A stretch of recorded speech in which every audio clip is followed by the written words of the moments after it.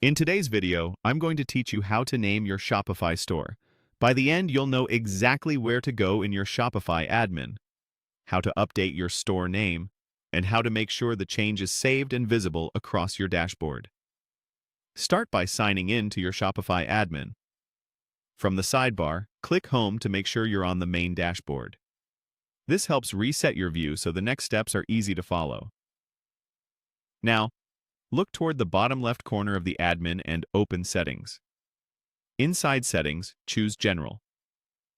Depending on your version of Shopify, this section may be labeled Store Details, but it's the same place where your store information lives.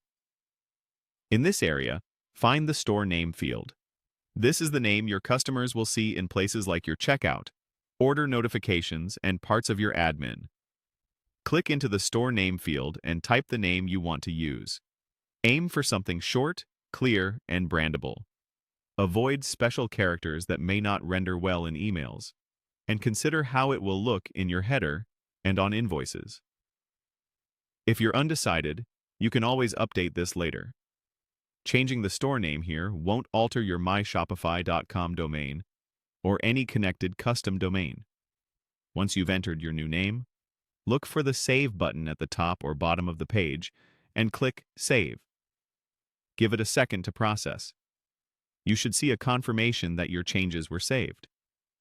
If the Save button is grayed out, make sure you actually change the text and that there aren't any required fields left empty on the page.